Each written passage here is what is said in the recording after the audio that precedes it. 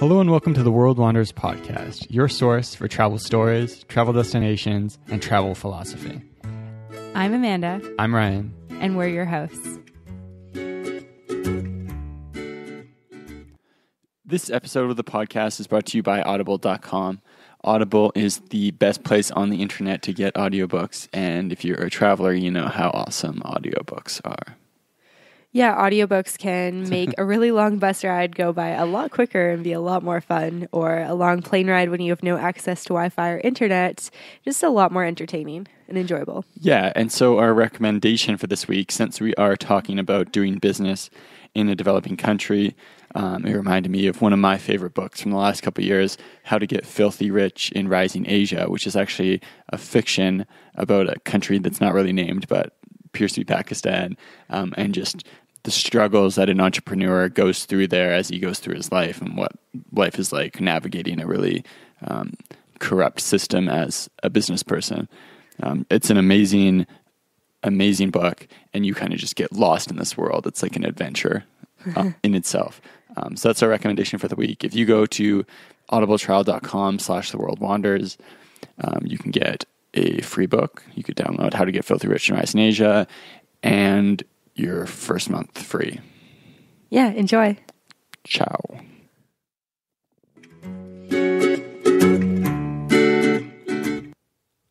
Welcome to another episode of the World Wanderers podcast. Today we are very excited to bring you an interview with our good friend Fyfe Barraclough. Yeah, and it's kind of funny. You'll hear at the beginning of the interview, I think, that I actually had to ask him how to pronounce his last name, and we have been friends with him for about 9 years now. We went to university together, and Ryan actually lived with Fyfe for 3 years, but he's Fyfe B on Facebook, and because his last name sounds so much like Barraclough, we kind of just called him Fyfe Barraclough. So kind of a fun fact. But since graduating university in 2011, Ryan, Fyfe, and I have all taken really similar life courses, and it's been really cool watching Fyfe go through his travels and then how his travels have helped him to create a business. Yeah, so Fyfe has done quite a bit of traveling. We dig into a big trip he took around the world after graduating university, and then some other trips which led to him starting his business, Alpacalyfe, which is an importer of the kind of like prototypical products from Ecuador that seem to be alpaca, but there may be something deeper going on. We'll let him tell us about that, though. So without further ado, here's Fyfe. All right, so we've got our good friend Fyfe here. And Fyfe, I've known you for like 9 years, and I don't know if I know how to say your last name correctly. Is it Barraclough? Yep, Okay. Barraclough. Barraclough. Okay, so I was close. And the reason why we wanted to have you on the podcast today is to talk about some of your awesome travel stories, and then to talk about Alpacalyfe, which is a really cool company that you started in the last couple years. And so I think a good place to start would be sort of how you first, like when you first started traveling, and like where you went and what you did and why you loved it so much. Oh, it's a big question. It is a big question. So I always wanted to travel. I think I was like 15 and I was like, I'm going to do a big trip one day. And I had done a lot of traveling with my parents growing up, like driving back and forth between Ontario and camping and going down to Maui and shit. And after university, a couple buddies said they wanted to travel, and we pulled the trigger. So we were traveling for about 7 months, maybe 8 months. Flew into Fiji and New Zealand, Australia, did Southeast Asia, up to Hong Kong, over to Istanbul, and a little bit of Eastern Europe before coming back to Ontario. And then I hung out there for a little bit, and then flew with my dad in his small plane to Calgary, and then drove with a buddy to Vancouver back home. Yeah, like an actual complete around the world trip. Oh yeah, it was awesome. So much fun. I was thinking about, when you said that, I was thinking about your trip to like Central and South America, and I was like completely forgetting that you did that, that whole first trip where you went to Fiji and New Zealand and Australia. Did we miss you by like just a little bit with those travels? No, because we were. When did you go again? So I graduated whatever it was in May, June, whatever it was. 2011. And then I worked till January, and then we started traveling in January. So that was like right after we got back. They left. Yeah. And you were traveling with like quite a large group of people. What was that experience like? It was good. So right off the bat, it was. So I traveled with two friends pretty much the whole time, and then when we first started traveling, there was another group of 1, 2, 3 friends. So there's 6 of us, maybe 7 of us. For Fiji, bits of New Zealand, and bits of Australia. And then another buddy met up with us when we were in Australia and parts of Asia. So there was 4 of us for a good chunk of the trip. But right off the bat, yeah, it's like 6 dudes traveling together. It's a bit much. It was a ton of fun, but yeah, you don't meet people quite the same way because not too many people want to approach like 6 dudes traveling together and like, hey, what's up? You've got to have some serious confidence as like the solo traveler in the dorm room to just start chatting up a huge group of people. Yeah. But yeah, we did meet some pretty awesome dudes, mainly dudes, and some cool girls.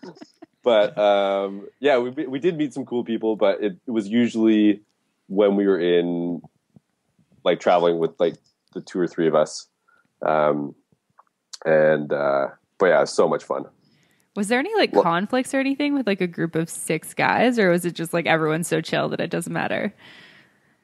It was pretty chill. We always kind of the main thing everybody was giving me a hard time is when I'm hungry, it's like I need food, and people would be like bumbling along, go like let's eat here, let's eat there, and they're like not actually making a decision, and I would get fed up and be like, okay, I'm gonna go eat here.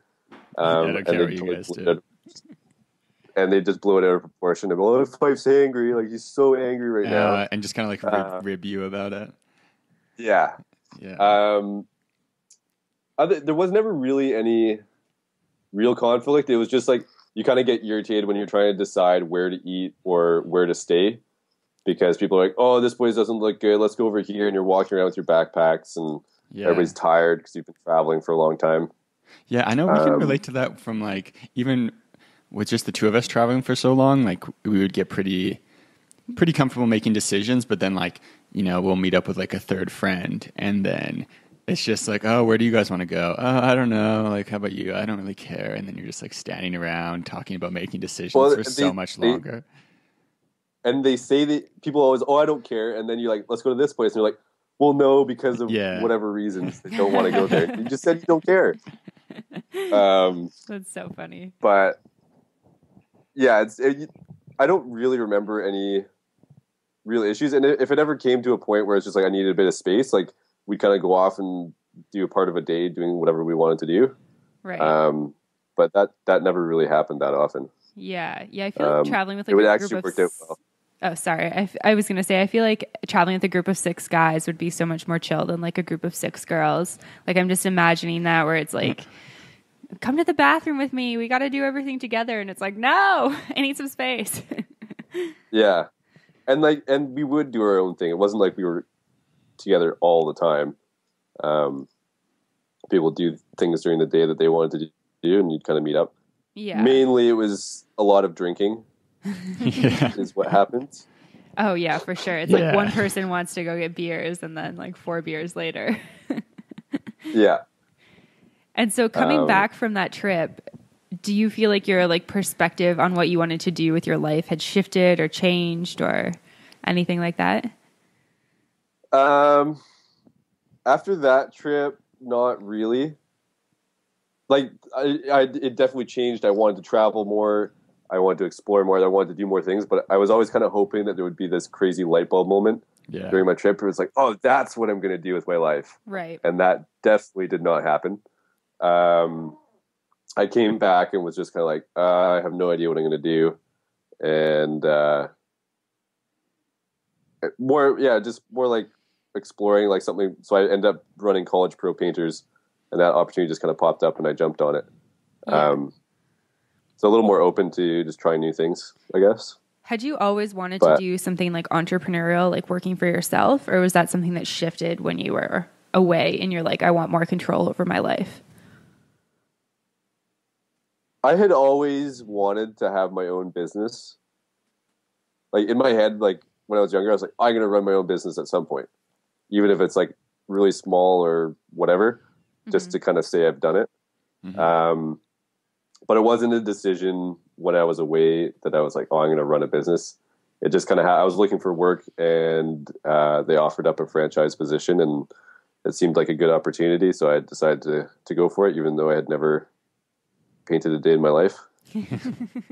So that was a bit interesting, running a painting business, even though I hadn't really painted before. And then that kind of allowed you to travel in the winter. Yes. So that was cool because, yeah, you work your ass off January to September, October. And then I generally went traveling right after that till like Christmas time. So the first time I went to Guatemala, Nicaragua, and Ecuador. And then most recent, was there a gap there? And then one year I went to Ontario to help make maple syrup, or set up the infrastructure and the trees for maple syrup at my aunt and uncle's farm. That's cool. What is actually like? What do you mean the infrastructure to make maple syrup? There's like the plugs. So the like trees. So traditionally, it's just like a little tap. You tap into the tree, and then you'd hang a bucket off of it. Mm-hmm. But it's just way too much work if you actually want to make maple syrup to sell, to be emptying the buckets every day. So what you do is you set up like, picture like veins in your body. There'd be like one main vein going up through the trees for maybe like a kilometer. And then from that big tubing, there's all these little ones that branch off to the actual trees. Mm-hmm. And then the syrup would it only happens like 2 or 3 weeks out of the year. The temperature has to be above, I think it's like 10 degrees during the day, but below -5 or -10 at night. So there has to be this huge fluctuation in temperature for the sap to flow. But you have it set up so it just drains into the lines, into the main line, and then there's a big collection bin down at the bottom, and it's kind of like vacuum fed and gravity fed. Wow. So it just collects during the day or during the night, and then you just swap out the bucket. You take the big, massive container up to the boiler, boil it down, and I think it takes like 6 hours to boil it down. Wow. But you need and then it's syrup after 40. That. You need 40 liters of sap to make 1 liter of syrup. Wow! Holy crap! So much of it boils off. Yeah. That's crazy. I had no idea. That's such an interesting process. Did you feel like traveling to Ontario and having an experience like that was like, did it kind of like meet your need to travel, your desire to travel the same way like going to a foreign country does? It's different because that was more of like family, visiting family. I love being in Ontario. It was wintertime. I'd never really spent much time in the winter there.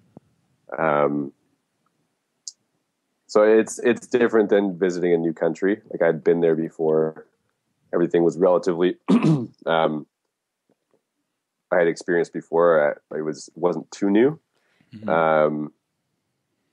But it was still something new. Like I'd never helped do that. Yeah. That's a really cool experience. That was cool.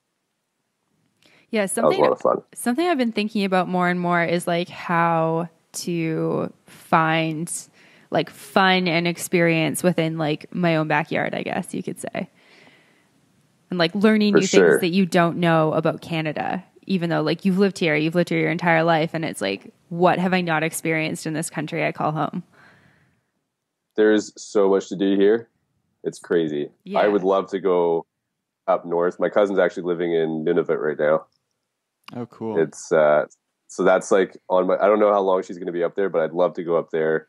I'd love to do the Yukon. Like there's so many really cool places. Even just like within like a 4-hour drive of Vancouver, there's so much to do that I haven't done. Right. That's like kind of the same as here. It's kind of funny. We like posted an episode about, I can't remember what the topic was, but it was something about like how we're like going remote and like going to travel Asia and work and do all this stuff. And someone posted like, oh, why don't you guys like backpack through Canada and work remotely? And we were like, oh, yeah, I don't never even crossed our minds, but yeah, definitely not doing that.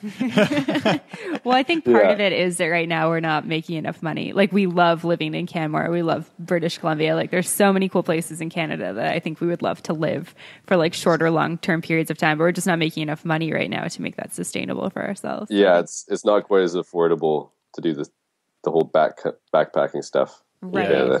Right. Like I can't afford to take the Rocky Mountaineer from Banff to Vancouver, unfortunately. How cool would that be though, hey? It'd be pretty badass. Just live on that all summer. So what was the origin story of Alpacalyfe? So I did a trip. So after I did the maple syrup thing, I did a family trip down to Ecuador with my family for Christmas. So we did the Galapagos Islands and some days in the jungle in Ecuador. And when we were there, we were in Quito and we were walking through the market and there was a bunch of these really cool sweaters and blankets and scarves and stuff like that. So I bought a couple for myself and my brothers bought some and we bought some for gifts. And when we came home, I would wear it around and people were like, oh, that's cool. Like, where'd you get that? And it's super cozy and they're relatively affordable when you're down there. And then a year later, that's when I was in Nicaragua and I was talking to my brother and I was kind of like toying with the idea of going to buy more and actually like trying to start up a little business selling them because people seemed to like them. And it was like, why not? And was it just the fact that people had been like, oh, that's cool? Or had you been kind of thinking like, while you traveled about, oh, what stuff's here that I could sell at home? Had thoughts like that cross your mind? Or was it just like light bulb moment when people started commenting on that stuff? It was a little bit of both. Like people had commented on it. Everybody that saw the sweater that I was wearing was like, oh, that's cool. And part of it was like, I wasn't really able to find it. I haven't seen it around that much. And a couple other friends had been traveling down there and they brought some stuff home and they really liked it. And people always kind of told them they liked their ponchos or their sweaters and stuff. And so after that, so it was a year later, I was in Nicaragua and then I was like, screw it, we'll go down and I'll buy some more and to try to sell. And I didn't buy that much. I just kind of bought a little bit of everything and sold a little bit and kind of did some photos and had some fun with it. And it wasn't until this spring where I went down and actually was like, okay, I'm actually going to try and turn this into a little business. And I went down and bought like 6 big boxes worth of stuff and kind of launched the website in May. And it's really only been this summer that I've been selling stuff, but it's mainly to family and friends. And I actually have doing a pop-up shop this weekend downtown. There's a little square, so I'll be selling some stuff out there hopefully. Yeah, so downtown Vancouver for anybody who's in the audience. It's such an interesting idea. Hopefully it's not going to be raining. Yeah, hopefully it doesn't. We'll do some like sun dances or something for you. But I found that the first time that I came back from Peru, I had like the same response. I bought like my cousin's baby, like this baby alpaca sweater because I thought it was so freaking cute. And then I was like wearing mine as well. Yeah. And my mom was like, oh my gosh, I want one of those. Why didn't you bring me one? Like my dad was like, oh, it's so cool. My brother was like, same thing. All my like aunts and uncles were like, why didn't you bring us all alpaca sweaters? And I was like, I don't know, because I didn't think that you would want them. Like, I don't know. Yeah. And they're cozy and they're simple and fun. I don't know. Yeah, but it's the blankets are huge though. Everybody likes the blankets. Was that surprising to you? Not really. When I started thinking about it, like for me, kind of demographic of people that I hang out with. They're more like, oh, the sweaters are cool. I'd wear those a bit more. But the blankets are kind of universal. Like parents like them, grandparents like them, our age group likes them. My little cousin sleeps with one on her bed and loves it. The sweaters are a bit more like age specific, I would say, in terms of style and who would wear them. Right. Yeah. And like size and colors and all that sort of stuff.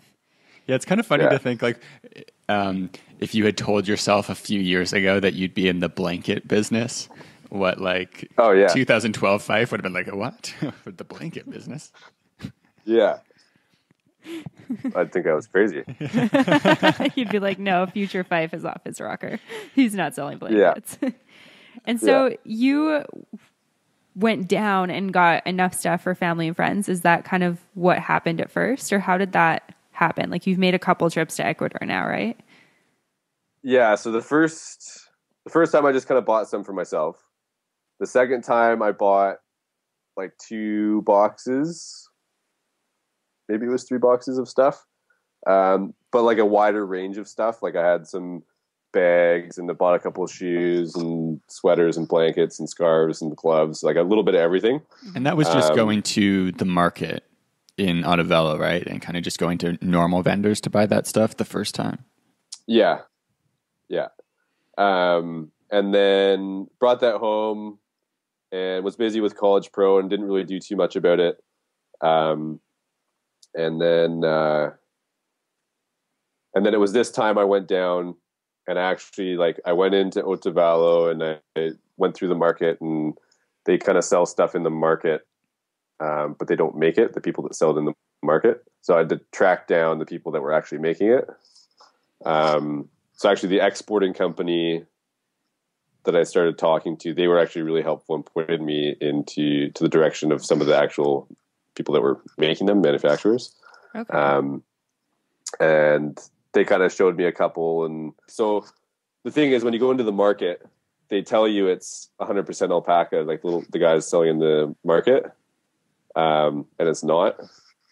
And even though the tags say that it might be alpaca, it depends on where you go. Like places in Peru and other places in Ecuador, like there are smaller collectives. Like actually one of my friends from high school, she makes 100% alpaca scarves and hats. But she sources specifically alpaca and has like a small group of ladies working down there and making them. But where I was buying stuff, the businesses are a little bit bigger. So it's kind of family run businesses. They actually have some machines, and like little small factories, with like 2 or 3 machines where they print out the blankets. And boy, that was an interesting thing. It's like, in my head, I was like, I'm not 100% sure if it's actually 100% alpaca. And then when you meet them, it's actually 100% acrylic, the people that are actually making it. So there's no alpaca in it at all? No, not the stuff that I have. That's so interesting. Did you find that was like a disappointing moment for you? Like you'd been like gypped, or were you like, okay, that's cool. Like we'll just market it differently? A little bit. I had my suspicions before. Yeah. But it was kind of like, oh, damn it. Like, it's a little bit different. Like, if I could market it as 100% alpaca, that's awesome. Especially because I decided on the name and the logo for the business was going to be Alpacalyfe way before I actually bought stuff. Yeah. So it's very clear on the website that it's like, this is 100% acrylic. It's very clear, but yeah, the name is Alpacalyfe Apparel, but it kind of draws up that like image of what the style is and what it feels like, because it is still really, really soft. Yeah. And a lot of people probably couldn't tell the difference. What would the price difference be between like 100% acrylic versus something that was even like 50% alpaca? So when I was asking one of the guys down there that's making the scarves, he was saying that it would probably be 100% more expensive for what I was paying. Wow. Yeah. I remember when like Laura and I were shopping for alpaca stuff down in, I think it was like Cusco where we were going. And we both wanted to get a sweater, and we were like negotiating prices and we're like, this is way too cheap to be 100% alpaca. Because we'd seen some like boutique stores, like kind of in like the main like Plaza de Armas in Cusco. That's like, you know, they're directed at more people who have more money. And we'd gone in and like touched it and it feels a little bit different. And the price is massively different. And I was like, there must be some alpaca in what we're buying though. But I feel like it must just be 100% acrylic. Yeah. And it still feels really soft, but yeah, it's, it was going to be about 100 times more expensive. Wow. Like even for me at wholesale prices when I was buying it from them. Right. And for them down there, like there's no market, like nobody would buy it down there where they were. Yeah. At that kind of price point. So for them, it's cheaper. And I think the color, you can do more things with the colors too. With acrylic. With the acrylic fibers. Yeah. Yeah. That's really my interesting. understanding. Yeah. So you were kind of saying you found your way through all the vendors to people who were actually manufacturing it, and then kind of got into initial conversations about buying the product. What were the steps from there? So I was there for about 2 weeks. So I showed up and was kind of walking around the market trying to pick out the ones that I like. Everything's kind of similar, but there's some that are different and nicer. So kind of picking those out, finding the exporting company that I could trust and actually communicate with. Like my Spanish is pretty shit. Yeah, I was going to ask you that. So it's enough for me to like, how much is this? Or like, what's this made of? And have very, very basic conversations. But usually whoever I was dealing with, there was somebody in the family that spoke enough English that we could speak English or kind of go back and forth between English and Spanish. So it was more clear. And so the exporting company was really, really helpful. And then, meeting with the actual ones that I chose and kind of picking out what I wanted was really tough too, because there's so many choices, of colors and designs and stuff like that. It's overwhelming. So I tried to pick the ones that I liked and keep it kind of simple, but I kind of went overboard. So that's one of the things, if I go down again, then I'm going to try and limit myself to a more limited variation of what I buy. Okay. Because especially for me going in, it's hard to choose. And especially for customers, I've noticed like when I'm just selling blankets to family and friends or whatever, I'll have maybe 6 to 10 of the blankets that I have. And it's hard for them to choose which one they like. Yeah. So narrowing down which ones I really like and just kind of being like, that's it. Because otherwise it's too hard to choose. Yeah. And I remember talking to you at some point when we were, I think probably in Calgary or Vancouver or something. And you were saying how you were going to launch the website first and put products up there to see what there was demand for. Did you end up doing setting up the business that way? Sort of. I have little to no website traffic, really. My online marketing is hardly anything's happening with it. Right. So for me, it was more I put a deadline on getting the website up because otherwise I would just take my time and not do it. Yeah. Or it wouldn't be just right or whatever, right? It would be I need to do this first. And I put a deadline on it. It's I need to have this up. And then I can put it out there and friends can see it and they can see what I'm doing instead of me just talking about it. But I didn't really use that as a gauge for what people wanted as much. Mm-hmm. I kind of noticed that most of my sales have been point of sale, just with my iPhone with a little card reader. Mm-hmm. But the one blanket that I was that's the one that's going to sell the most I sold out of that really fast. Okay. That's cool. So you've kind of got learned what people respond to. Yes. Sort of. It's hard. That's my issue is I had pretty big variation of what I bought. But yeah, there's definitely some blankets that I had a feeling would do well because I liked them, and they did. So there was like a gray based blanket, and that sold out like right away. And then a couple other ones that I was like, yeah, these ones I think will do well, and they were gone pretty quick. Yeah. And in terms of bringing like a ton of alpaca back into Canada, or I guess like acrylic, not actually alpaca, but what's the process like actually getting that across the border? Because you're bringing more than you could just like bring in a backpack, I'm assuming, or a suitcase. Yeah. So the first time I brought stuff back, it was under the dollar limit, so it was like gifts. This last time though, I was officially importing it. So that was a learning process in itself, because the exporting company handles the exporting papers, and they have all the documentation and stuff to send it out of Ecuador. But you need to actually do some work yourself to actually bring it in to Canada. So when I got back, it was just waiting at the cargo place. So you have to go get the paperwork from the cargo place, take it to border services. Mm-hmm. And it sucked. Oh man.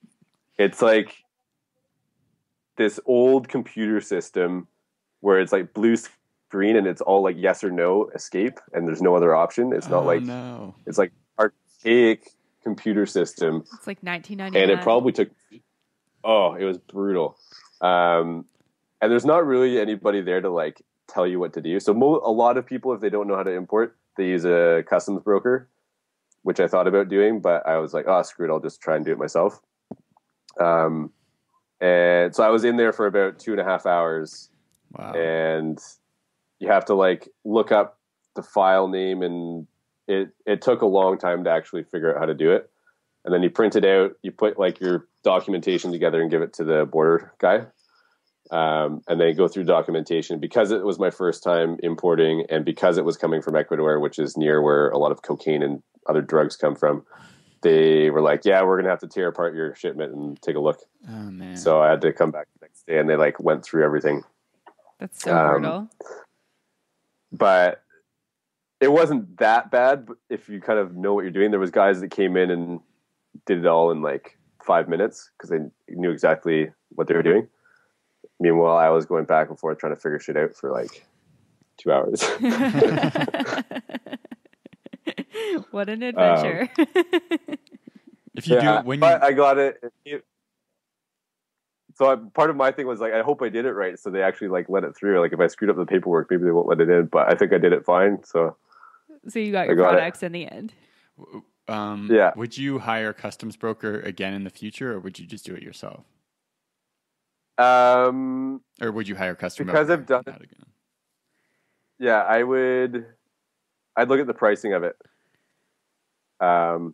Depending on how much it costs to do a customs broker, I might do it through them if it made sense financially. But because I've done it before and I kind of know what to do, I would probably do it myself if they were charging too much. Right. Okay. That makes sense. Yeah. That's like such an interesting experience to have had. Like I've never tried to import something between countries. So yeah, it was a little bit nerve-wracking because I was doing all the paperwork on this end myself. Well, a lot of the exporting papers transfer over, but you have like specific tariff codes for things you have to look up. And I was like, I just hope I'm using the right tariff code. And if they look at what's inside and it matches up with what I put on the paper, because if it didn't, then they might have been like, yeah, sorry, we're seizing your shipment. I would have just been so screwed. Yeah, it's one of those things where like I think most people, since like in day-to-day life, you don't really have to interact with stuff like immigration law or importing law, things like that. Yeah. So you just assume that it probably functions fine.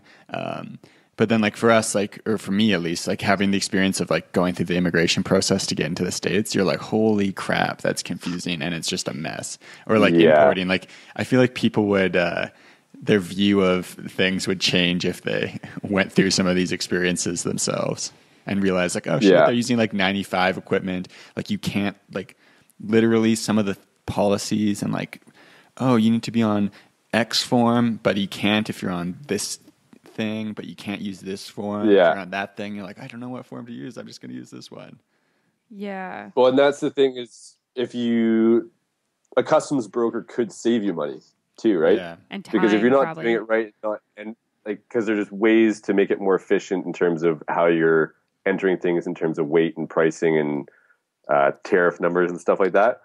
So for me, I think it was probably financially wise that I did it the way I did. But yeah, for some people, it could probably save them money because they would enter it more efficiently and they know exactly what they're doing, even though you're getting charged to use their services. Yeah. Yeah. The closest experience I think that we've ever had to like something like that is we actually didn't have space in my car to bring everything back from Atlanta.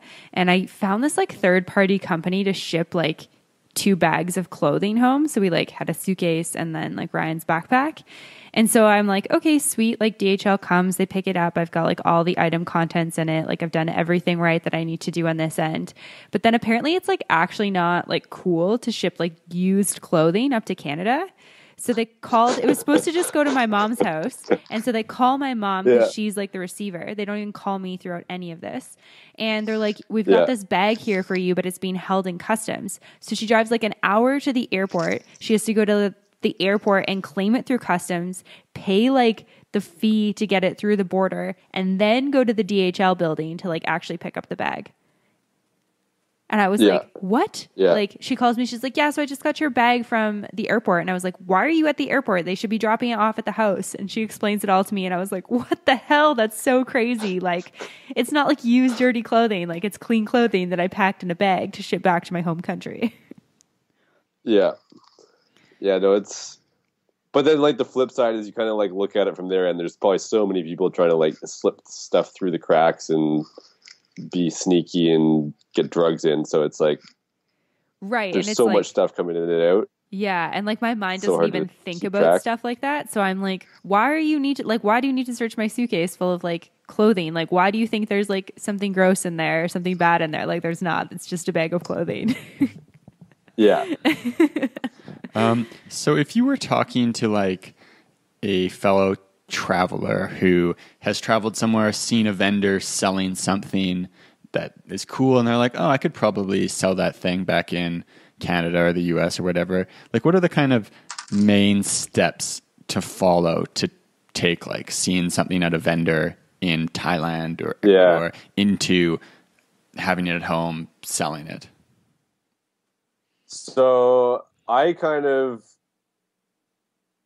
process was just shooting from the hip. I was just like, screw it. I'm just going to buy it and I'm going to sell it and see what happens. Or hopefully I can sell it. So I really didn't do much market research. I kind of Googled things quickly. But my first step would be to actually research if people are successful in doing that already, because the market might have already been taken. Mm-hmm. And you're up against some pretty stiff competition that's already established. So that would be a good first step, which I didn't really do that much of. And then how would you go about doing that now? Like, how do you search for? It would just be like Google searches? Google. Yeah, just kind of Google searches. Like checking out stores that you want your product in, maybe? Yeah. Yeah, exactly. And then, I don't know. I wouldn't jump head first. Like I kind of slowly eased my way into it. So bringing back like X amount of stuff so you can show your family and friends and maybe show some stores and say like, hey, I'm thinking of bringing these things in. And they might say, oh yeah, we already have a guy that does that and his price point is this. So actually kind of talking to some people that know more than you do is always helpful. And that's something that I've always tried to do is so like building my logo and branding. I talked to a friend from high school and he helped me build that, talking to some other friends about actually choosing what framework or website building thing and just kind of all those things that I know absolutely nothing about. how to blog. I haven't really done that yet, but I talked to some friends about blogging and trying to create more website content. Like, I have really no experience at all, but like reaching out to the people in your network that do, and using those people in your network to help you out. Because I didn't know anything. So I just kind of used the people I have around me, and they helped me out, and hopefully I can help them out in the future. Yeah, that's definitely an interesting point to bring up, because it's like one of those things where sometimes I think people have this sort of idea in their head that they can't do something or create a business because they have no experience in it. But it's like you have this idea, like, who can you use in your network that could help you make that idea a reality? Yeah. And that's been actually like the most fun. I reconnected with the guy I played soccer with back in elementary school, and he's a photographer. So he did pretty much all my photos. My cousin works at Shopify, so she helped me get set up with the Shopify website. There was a guy that we met the first time we were in Ecuador, and he worked down there running a travel company, and I chatted with him a lot about what to expect and stuff like that. Down at that side of things, I met a Canadian guy when I was in that town buying blankets, and he has a really cool shop. Actually, I'll plug for him, JJ Leathersmith. And he makes these absolutely stunning leather backpacks and leather goods down there. Oh, cool. And he kind of helped me out. I hung out with him. He kind of pointed me in the right direction when I was down there as well. But yeah, just really using everything you have and not being afraid to admit that you know absolutely nothing. Yeah. But it's been a ton of fun because people are always excited to help you out and want to see where it goes and stuff like that. So it's actually a lot of fun. And how do you go from seeing something at a vendor to having a relationship with a trustworthy supplier?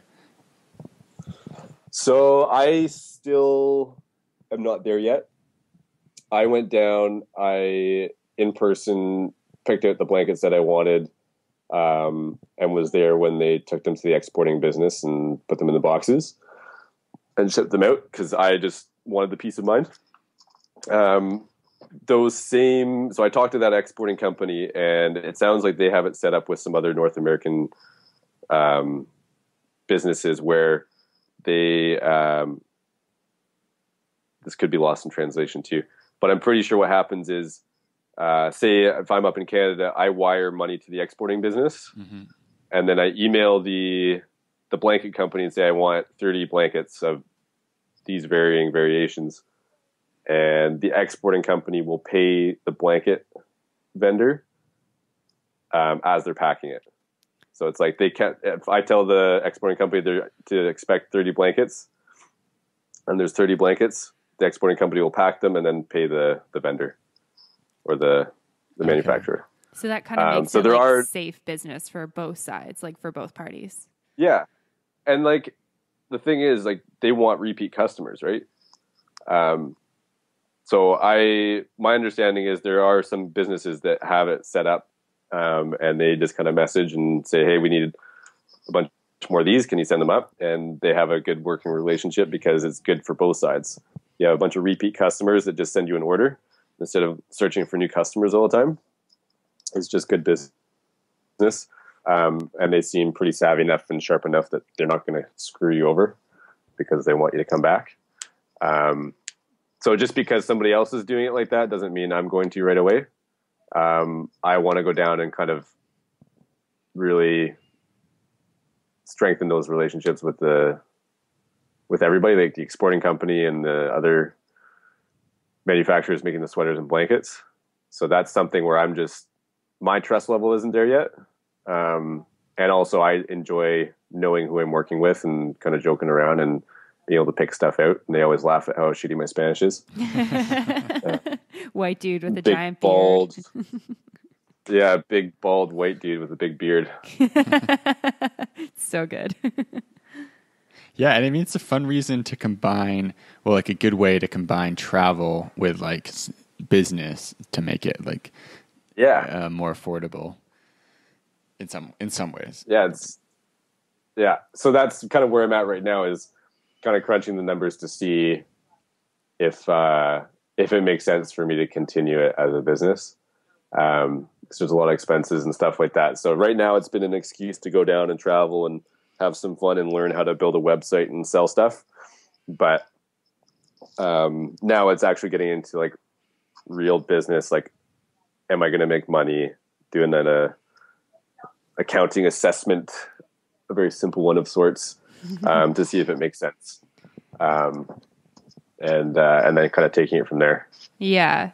And do you think that you'll continue running Alpacalyfe just like as a side project regardless?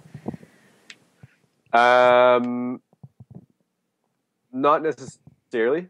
Like, if I look at the numbers and I'm like, I am only going to break even, I probably won't. I've always, when I started this, it was kind of like, this is like more learning. I didn't treat it as I'm going to make money off this. I kind of treated it as, this is like another bit of schooling for me. Mm-hmm. Yeah. And it's totally been just that. Like, I've learned so much. I've got to meet a bunch of cool people. I've got to travel. So it kind of ticked the list, or crossed off everything on the list of what I was doing it for. And now the reasons I'm doing it for are changing to, okay, I'm not going to keep doing this if I'm not going to make money. Right. So it's shifted to actual business instead of a learning project. So if I'm glad I've done it, and I'll be sad to let it go if it doesn't make sense. I am hoping it does, because I'd love to keep doing it and grow it and kind of see where it goes. Yeah. But it's kind of in this limbo area right now. And that's what I'm kind of figuring out over the next couple weeks, is whether to pull the trigger on it or just kind of let it go. Okay. Well, that's cool. Yeah. But like, either way, I think it's really cool. And I completely on board with what you're saying about just having it be an education experience. Like, you learn Absolutely. so much and like build some cool relationships with people in a different country. And then also just like the entrepreneurial mindset. So many people go places, and like traveling gives you a good perspective on what's working in some areas, but maybe you don't have at home. And people are like, oh, I wish this was back in Canada. But it's cool to be like thinking entrepreneurially and be like, oh, this would be cool in Canada. Like, I'm going to do it. Like, let's see how this goes. And that's kind of what I did. It was like, this would be cool. This would be fun. Like, why not? Why wouldn't I? Because at the very least, I knew I'd be able to break even. And that was good enough for me because of the learning I got out of it. And it's been a ton of fun too. Yeah. So it's a total win in my eyes, for sure. But yeah, if I'm going to continue to put a lot of effort and time into it, then I want to make sure that I'm making some money off of it. Yeah. Yeah. I think that makes sense for sure. Like, I think that that's something that we've talked about with our entrepreneurial endeavors as well. Like, you can do something for fun for a while, but at some point, if you're investing so much time and energy into it, it's nice to get something back from it outside of just like the learning and the connections. Yeah. Because that learning and connections is great, but in the end, you got to pay the bills. Yeah. Like, you do need to make some money. Right. And so have you been doing College Pro on the side of this as you've been like sort of growing Alpacalyfe, or? When it first started, yes. But I did not do College Pro this year. I stopped doing the painting franchise this year. So for the last little while, I did some traveling in the spring, and that's when I bought the new shipment. I've been kind of working on selling Alpacalyfe and kind of growing that a little bit. And then I went through life coach training. So I'm getting into some coaching. But yeah, the last kind of 10 months, I haven't really been full-time working. I've just kind of been plucking away at little things and enjoying it. Yeah, that's awesome. That's kind of what we're both doing at the moment. I really enjoy Yeah. that life. I think it's fun. It's pretty fulfilling. Is there anything on your travel radar or places you really want to go in the next little while? I'm going to Africa in October for 2 weeks with my parents. That's cool. Where are you guys going? So we're flying in. We're going to do, I forget which is going first, but we're going to Swaziland. Nice. My parents have been there a couple times, and they're kind of involved in this orphanage town, doing some volunteering and kind of getting the town to be self-sufficient. So we'll go visit that. We don't have much time. We're only there for 2 weeks. So we're going to go visit and kind of see how it's going. Do a safari in Kruger for a couple days, and go to Cape Town as well. Nice. That's awesome. So I'm super amped for that. Is this your first time in Africa? And yes. Yay. Yeah. And other things, everything's on the radar. Scotland is up there. I really want to do Scotland, do like a distillery tour, do some hiking and mountain biking. A couple friends have done Iceland, which looks absolutely stunning. You guys did that, didn't you? Yeah. It's amazing. Yeah. I would love to go back.